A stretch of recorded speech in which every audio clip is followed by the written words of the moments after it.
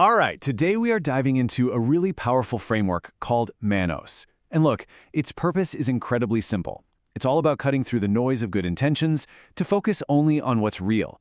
So we're going to forget what people say they'll do. Instead, we're going to learn how to see what they will do. You've been here, right? We all have. Someone says, I'm sorry, or I love you, or I promise, but the words just feel empty.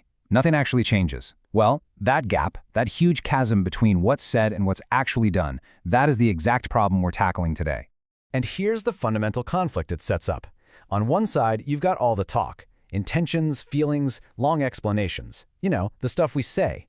The ManOS framework says you need to ignore almost all of that.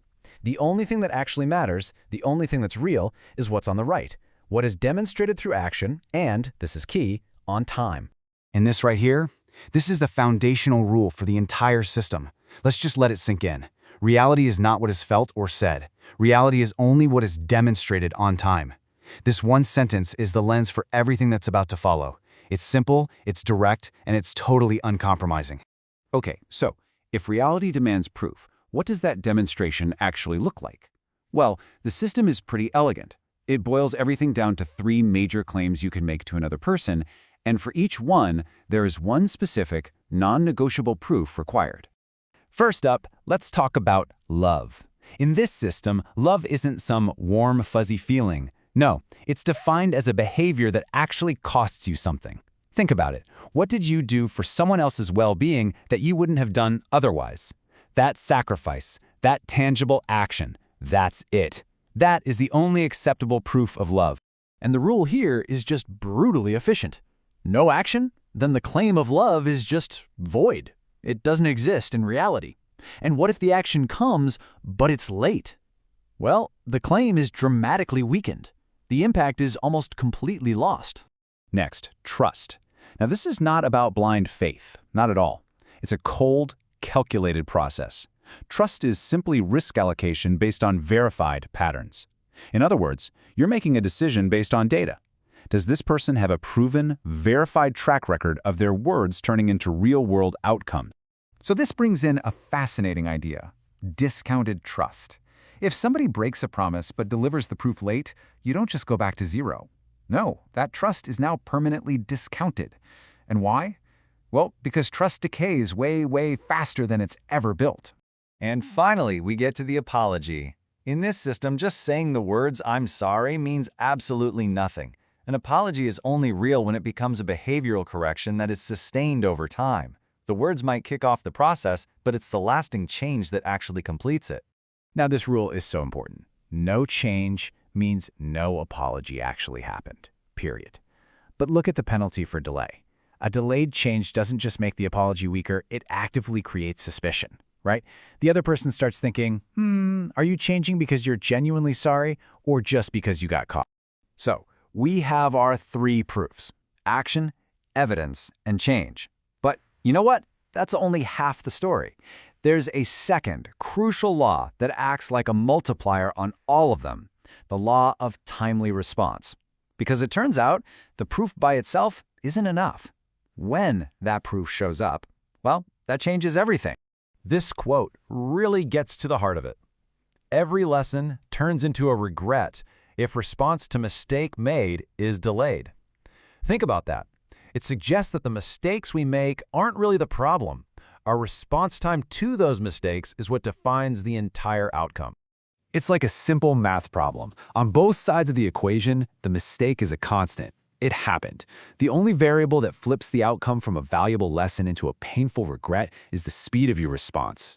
Let that sink in for a second. This completely reframes what regret is. It's not some kind of moral failing.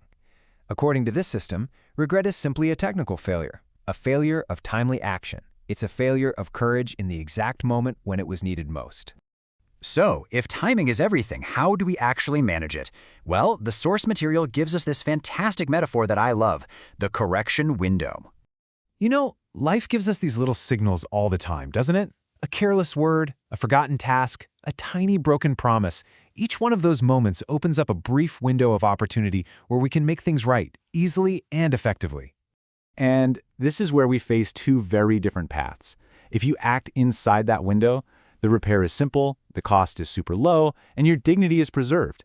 But if you wait, if you hesitate and let that window slam shut, the cost to fix it multiplies. Trust starts to erode. And honestly, even your own self-respect begins to degrade. The same mistake suddenly requires 10 times the effort to fix. Okay, so we've got the 3 proofs and we've got the critical law of timing. Now let's put it all together into the one single elegant equation that governs this entire system. And there it is. Proof multiplied by timing equals reality. This is the master algorithm. For any claim you make, love, trust, and apology, to actually be real, it has to have both the correct proof and it has to be delivered on time.